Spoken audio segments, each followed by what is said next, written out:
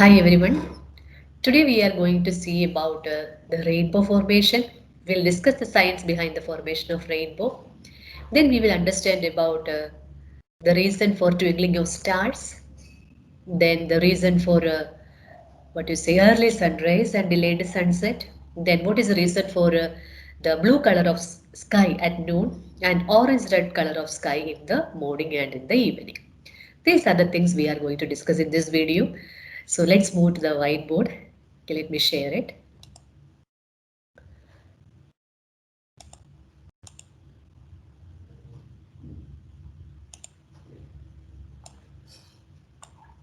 Okay.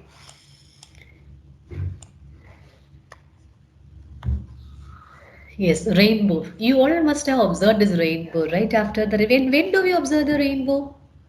Is it during the rainstorm? No. Why? Because during the rainstorm, probably what happened, the sunlight is blocked by the clouds. So is it long after the rain? No, not long after the rain. Why? Because whatever water vapor collects in the atmosphere, it is evaporated long after the rain. Then when do we see the rainbow? It is just after the rain, so that there will be enough water vapor in the atmosphere and no sunlight will be blocked by the clouds, so that we will have a clear view of that, what you say, that majestic spectacular vision we will have of the seven colors in the sky, right? What is it called? A rainbow. So let us go to the science behind rainbow. But before we go to the topic rainbow,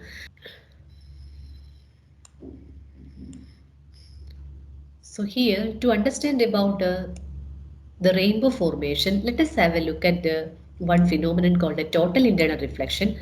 So to understand total internal reflection, here you see I made a figure. Here as per this figure, this blue part, see this represents what? A water body. And this brown one, this represents the bottom of that water source. And this red ones represents a source of light. Let us call it as a torch, right? And here what I'm showing, I'm just, I keep on changing the, no, I keep on tilting this torch. So what happens here? The angle of incidence at the interface keep on changing, right? So here at first you see the torch is kept normal to the interface. So this is the interface of water and air. The light strikes normally, that means angle of incidence 0, so refraction also 0. Now here what is shown here, you see that torch is little tilted. So what happened to the angle of incidence? Increased. And so let us call it as first case, second, third, fourth, fifth. So from first to fifth, what am I doing here? I keep on increasing the angle of incidence in the interface. And here we know the light goes from denser to rarer medium, and how the light refracts, it bends away from the normal. That is what we observe in the second case, third case, right? So what happened to the refracted ray? It means the angle of refraction keep on increasing, and finally what happens at a particular angle of incidence in which medium? In water. Water means the denser medium. The angle of refraction becomes 90. Here you see, as you increase the angle of incidence, the angle of refraction also increases. And finally, what happened at a particular angle of incidence, the angle of refraction in the rarer medium becomes 90 degree. That time, this angle of incidence in the denser medium is called what? Critical angle. What is it? Critical angle. So angle become critical. That means at this particular angle, what happens? The ray, instead of going into the air, it is going along the interface. That means the refraction becomes 90. Now what happens if you further increase the angle of incidence? Here you see the angle of incidence is greater than critical angle.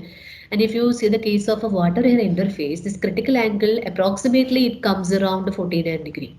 So if you let the ray strike at the interface at an angle greater than critical angle, what happens is instead of getting refracted into the air, it gets completely reflected back into the same medium. And once it start reflect back into the same medium, it reflects as per the laws of reflection. Now the light is obeying laws of reflection, not the laws of refraction. What is it? Laws of reflection. That means if this light is striking at an angle of 55 degree, what will be the angle of reflection here? It will also be 55 degree. So this phenomenon is called what? Total internal reflection. That means totally, completely the light is being reflected. No light will go into which one? Into the air. So the name total internal reflection, why it is called internal? Because you see, here we see that a light is coming from this medium and this is the second medium. So we call this as the internal medium. So totally it is reflecting back into the same medium. So the phenomenon called total internal reflection. So what are the conditions for total internal reflection? The first thing is the ray should go from, don't say water to air. Yes, water to air is not wrong, but let us speak in a general way. The ray should go from denser to rarer medium. The first condition for TIR. TIR means total internal reflection. The ray should go from denser to rarer medium. And second condition, angle of incidence, angle I, it should be greater than critical angle. Okay, now let us see what is the importance of this phenomenon to understand the science behind rainbow formation. So for that, let us go to another figure. So I think I have taken it down. Yes, it is here. Look here. Here I had shown one raindrop. Okay, and here comes the observer. We the observer. This is the earth, and we the observer stands here. Okay, on the surface of earth, the observers are standing. And here comes our eye. Okay, just let me show the eye here. Okay, so what happens is, so when we observe this rainbow, actually what is happening to the light ray inside the water drop? We know water drops are responsible for the rainbow formation. Water drops acts like a prism. We know what happens to wild light when it passes through a prism. It splits into 7 colors.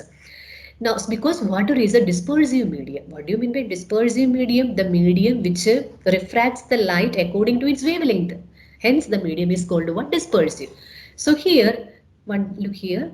This is the observer. Actually, if you see the sky here, this is actually the sky, right? And almost here comes the sun. And in this figure, it looks like very near. Okay, it is actually not like that. Sun comes in one end of the sky, and the rainbow that we observe in the opposite end of the sky. So when we stand here as the observer, our back should be towards the sun. Okay, then only the rainbow will be visible. Okay, now let us see what happens to the white light when it enters into the water drop. Here one ray is shown. Okay, so here what happens at this interface. Now let me draw a normal here. This is the normal. We know what you mean by normal to any curved surface. It is the radius acting as the normal. So here, as I already told you, water is a dispersive medium. That means the white light composed of 7 colors. So 7 colors are refracted differently, right? So which color suffers maximum refraction? The one with the minimum wavelength. So which color comes bottom? See, at the bottom it becomes the violet, and the top it will be the red light. Now these light rays are striking at the opposite face of this, what you say, water drop. Now what happens here, you see, in reality, infinite number of rays are striking the water molecules, and these rays after what you say, refracting and dispersing, after getting refracted and dispersed, they strike at the opposite interface. And then from that interface, the rays will travel in different direction, depends on the angle of what you say, incidence on this interface. And many rays undergo refraction and they move out. And here we don't have to consider those rays which are not coming back to our eye, because our concern is only about rainbow. And we see the colors formed by the, what you say, water drop only if the rays come back. So here our concern is only about the rays which are being reflected back by this surface. But how the reflection occurs? Now look here, this ray is striking here in this interface. Now this is the angle of incidence for this red light. Look, let us have a look at the red now. Okay, let's focus on that. So this is the red color. I think not very clear that arrow. See, this is red light. Okay, now this is the angle of incidence for that, the red color. Now if this angle of incidence is greater than critical angle, and here you see, remember the conditions for internal reflection. One is the ray should travel from denser to rarer medium. Here no chance for internal reflection because it is traveling from rarer to denser medium. So here what happened? The ray is trying to move from denser to rarer. Yes, many cases it is possible if the angle of incidence is less than critical angle. And here we see these rays are coming back. So what does it mean? These rays are striking at an angle greater than critical angle. So what happens to this ray? This is internally reflected. Now again, what happens to these rays, these colors after striking here? Again, if the conditions for total internal reflection satisfied, again they will reflect. But we are not concerning about such rays now. We are only thinking about the rays which come out because which we are coming to our eyes. Now, here the rays, white light is refracted, dispersed, now internally reflected, then coming and striking at another point on the water drop. Now here what happens to this ray? These rays which are coming out means they are refracted. Again, let me draw the normal here. This blue will not work, right? So let me take a black color. Yes. Now look, let me draw a normal for this red, okay, because we are dealing about red now. Look, this is the normal and this is the direction of incident ray, look. Now how the, 1 minute, how the ray will bend? It will bend away from normal because it is going from denser to rarer medium. Now what happened to these rays? These rays are coming out to our eyes. Our eye catches these rays and then brain sends it. So that is why we see the rainbow. So what are the phenomena involved in the formation of rainbow?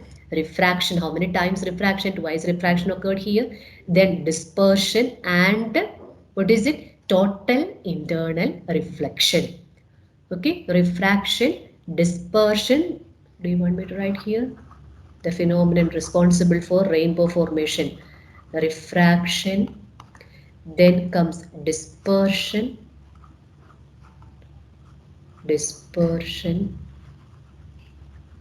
and I'm writing in short, okay, total internal reflection. Okay, same way the other colors also dispersed, refracted and come to our eye. Now here one more thing we have to understand. Here you see, let me just produce this red back, okay, just red is produced a little backward. And this is the direction of actually the incident sunlight, right? So the light is coming in this direction. So this ray is to be turned, look, turned through this much angle. Then only this ray comes to our eye. And who helps to turn the ray through that angle? It is this water drop. So so there are, so whenever we see a rainbow, it is not like a one water drop, or we can say one vapor help us to see the rainbow. There are infinite number of water molecules suspended in the atmosphere help us to see the rainbow. So here we know that in the case of a red light, here the angle should be approximately 42 degree.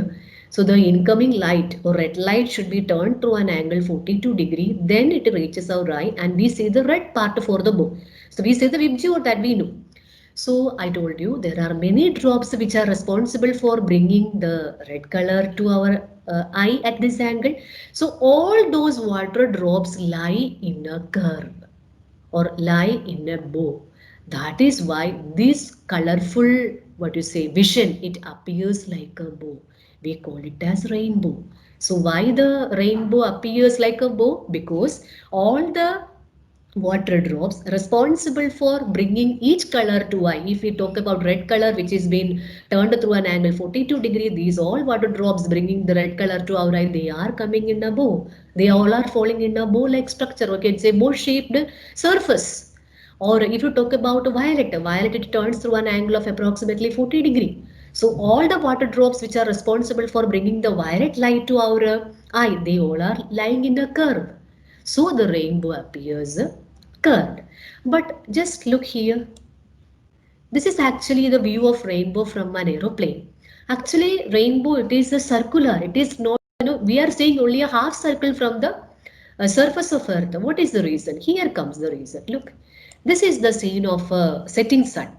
As the sun starts setting, look, sun start going below the horizon. So it appears like, some 1/4 of the sun is not visible to us. And after gradually as the time goes, what happened, more and more part goes below the horizon. And finally the sun disappears from our vision once the sun completely goes below the horizon. This is exactly happens in the case of a rainbow formation. Actually, rainbow means a full circle is formed. When we stand on the surface, you see full circle formed here. So when we stand on the surface and observe what happened, this horizon comes in the way. So whatever part of rainbow is formed below the horizon will not be visible to our eye. That is why from the aeroplane it appears like a full circle. Okay, so if you are asked in the exam, it can be asked to draw the ray diagram. So you have to draw only this ray diagram. Okay, you don't need to show this normal and all whatever I made here. That all not needed. So just let me rub it, then I'll tell you. Oh, sorry. Okay, just you need to go like this in the exam. Then you will write the reason for rainbow formation, refraction, dispersion, and internal reflection. Okay. Then now we go to the next topic, that is called atmospheric refraction. So what is the meaning of atmospheric refraction? You know what do you mean by atmosphere? It is the gaseous envelope that surrounds the earth is called what atmosphere. And we know that refraction occurs only when the light travels from one medium to the other medium.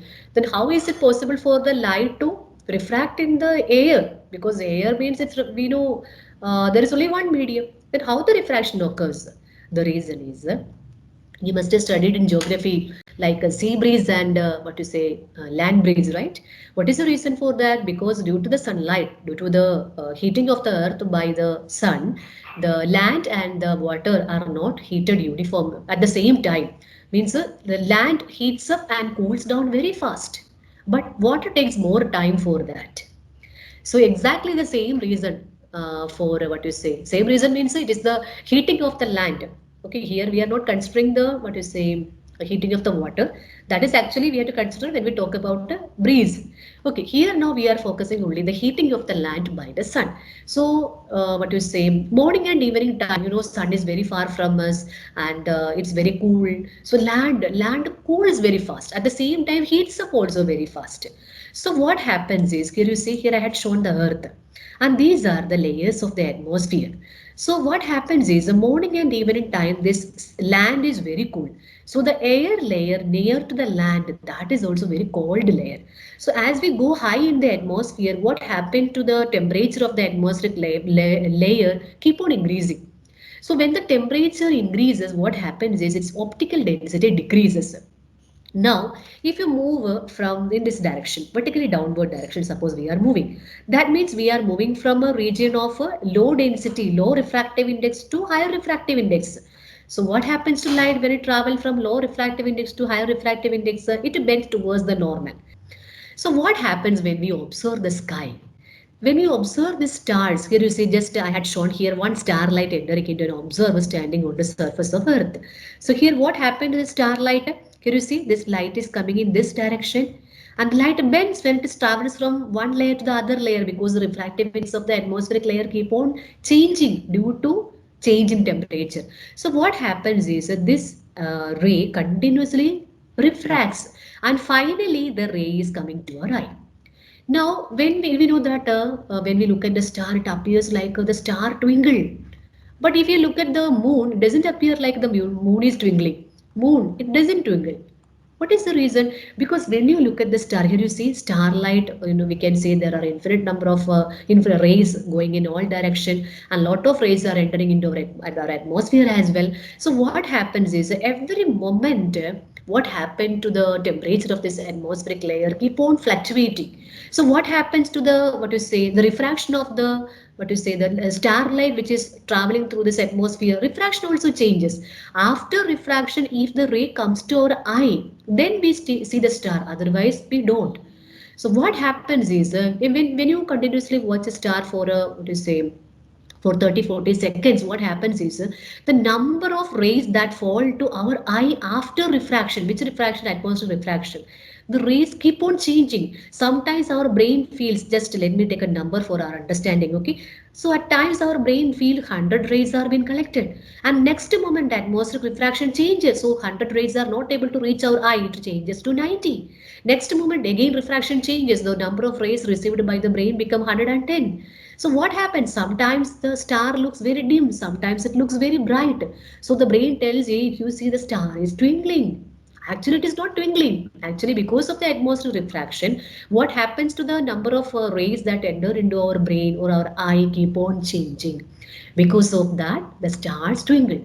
Then why doesn't the moon twinkle when you look at the moon? Because moon is an extended object. Yes, no doubt stars are, you know, very huge sized extended bodies. Then white appears very point sized, very far. Moon is near to the earth.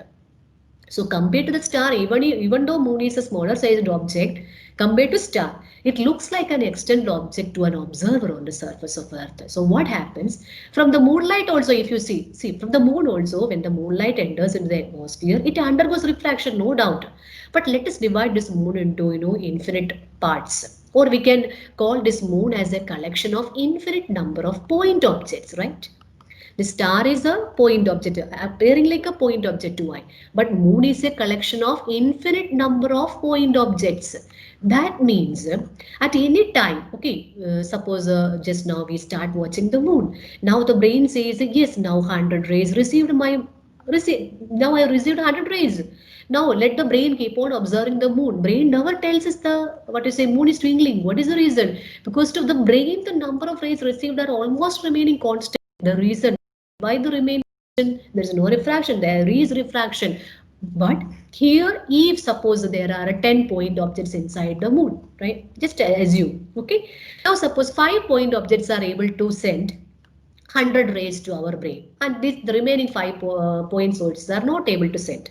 Now how many rays are received by the brain? 100. Now the fraction of a second, what happened? These 5 what to say point sources of moon may not be able to send the light to our brain, but there are 5 more to compensate. So on an average, what about the number of rays received by our brain? It appears like to our brain always the rays are constant. Always the intensity of light remains same. So brain tells moon doesn't twinkle. Actually, stars are also not twinkling because of the atmosphere refraction, because of its point size. What happens? The intensity of the light received from the stars keep on changing for the brain, gives a sensation of what? Twinkling. Okay, this is one effect of atmospheric refraction, and here we see the another effect of atmospheric refraction, that is look in this figure. This is our Earth. This is Earth, okay, and this is Sun. And here the figure shows. Let us take this as the west. Okay, here shows figure shows that already sun is set. Right, it is below the horizon. If we the observers stand here, we should not see the sun. But because of the atmospheric refraction, we are able to see the sun 2 minutes after the sunset. Similarly, 2 minutes before the sunrise also. The reason is just have a look at this ray diagram. Here, just one ray is shown from the sun. Look, this ray is actually going in this direction. But when it, this is the morning and evening time, the air layer of the air from upper atmosphere to lower atmosphere, it is falling in the range of what you say lower density to higher density. So this is the normal, okay, which you can make at this point. So what happened to this what you say this ray will bend and bend in which direction? Towards the normal. Why? It is going from rarer to denser layers. So it bends towards the normal. Again it is bending down. Look, finally what happened? We the observer standing here and we are getting this light. So where we see what our brain knows, just to produce the ray in the direction it is coming. So the ray is produced back here. Look, it is produced back here. Now brain says no, sun is not set. It is still there in the sky, but actually there is sun here. So what is the reason for it? It is atmospheric refraction. Okay, I think you understand this. Now, before we wind up this chapter, one more thing we have to study, that is about scattering of light. Okay, scattering of light. So, what do you mean by scattering of light? Here you can see sunlight is striking a atmospheric molecule, and then when a beam of light strikes a molecule, it strikes at all possible angles. So, reflection occurs in all direction. So, scattering means it is nothing but reflection of light in all direction. That is called what? Scattering. Now the objects which are scattering the light, they are called scatterers. What they are called? Scatterer. We know that if you talk about the terrestrial objects found on Earth, they all scatter the light. And because of the scattering, actually we are able to see the surroundings. This this concept. So when you talk about scatterers, there are two types of scatterers. That is micro scatterer and macro scatterer. So what do you mean by micro scatterer? Micro means which are size is very small. Okay, which comes in the range of wavelength of light. And macro means big sized. We all are macro scatterers. Even water drops also, if you take, they are also coming under the category of macro scatterer. Then what is special to this term micro and macro in scattering? If a scatter, we know that whenever light strikes an air molecule or strikes an object, that object is taking the energy and then emitting. This is what exactly happens, and we call it as refraction, reflection, different names we give. Okay, so here, whenever a light strikes a micro scatterer, let us take white light. White light means it consists of 7 colors, VIBGYOR.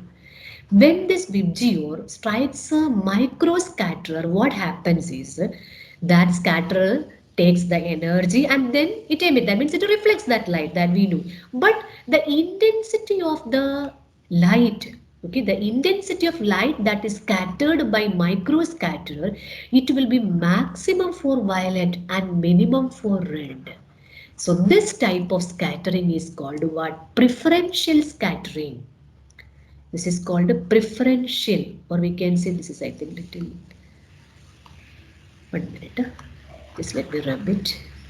So what is it called? Preferential scattering, or we can say selective scattering. So scattering depends on the wavelength of the light. If the wavelength is minimum, scattering is maximum. That means if you fill any, what to say, medium with a very fine particles, very micro particles, then that medium will appear violet color, because which intensity of which scattered color is the most for the brain, because the violet, because micro scatterers scatters that color the most, the one with the minimum wavelength. And what are micro scatterers? The scatterers in which the all colors are, what you say, or the light is scattered irrespective of its wavelength. That means this type of scattering is called what? Ordinary scattering. If you look around on the surface of Earth, we can see, we don't see any such type of preferential color, special color. So usually the particles are big sized, we can call them macro scatterer. So ordinary scattering we observe. But let us have a look at this figure. Here you see, this is sky. This sky you see, don't see this white cloud first. Okay, I'm talking about the sky now. Why the sky is appearing blue? Because when you look up, okay, and this sensation we get only at noon, not in the morning and in the evening. So what happens is when we look up, we are able to see the sky because of the light is scattered by the upper atmosphere.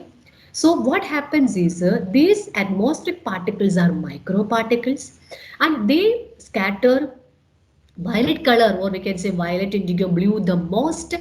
So because of the intensity of those scattered light, the brain tells us, brain is getting more sensation from which color? The violet, indigo, blue, or we can say, we call it as usually blue only. So blue color, what is the reason? Because the scattering is, what type of scattering occurs here by the atmosphere? Preferential scattering. This is about a morning and evening sky. Then what happened? That time also atmosphere only helps us to see the sky. In morning and evening also preferential scattering only occurs. But what happens is morning and evening time sun is very far from us. So the color with the minimum wavelength, yes, violet is scattered the most, but it is not able to cover such a long distance to reach the surface of Earth. We the observer standing here and trying to see the sun, right?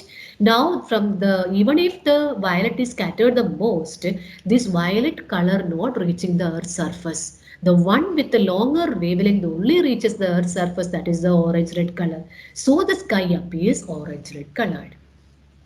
So what is the reason for blue color of sky at noon? So because of preferential scattering, the most, and sun is very near, and so the light is able to reach the Earth's surface and we catch it. And morning and evening, why don't the sky appear blue? Because here morning and evening time also preferential scattering is only responsible for seeing the sky, but because of the short wavelength of violet or blue, it is not able to reach the Earth's surface. Our brain catches only orange red, so it appears orange red colored. Now look at these white clouds. Then why these clouds appear white? Here in these clouds, water molecules are there. So compared to the air molecule, water molecules are like a macro particles. So all colors are equally scattered. So it appears white. Then why the rain clouds appear very dark? Because if you talk about the rain clouds, you know, the, what you say, the water molecules, you know, collects there. That means the cloud is getting very dense. So if the cloud get very dense, what happens is the clouds actually doing the, what you say, ordinary scattering only. But from the bottom of this cloud, the light is not able to pass through because of its thickness. So it appears dark. So I think you understand the reason for blue color of the sky, the reason for white color of this cloud, and dark color of the what you say rain clouds, orange red color for the evening and morning sky. And because of the same reason, children, we are taking the light as the what you say danger signal, so that even in the through the foggy atmosphere, the light is able to travel long distances because of its long wavelength. So just let me check whether I have discussed all the points. I think I had done all. That's all. Okay. At the end of this, I'll be attaching the notes as well. Okay. Okay, children. Bye.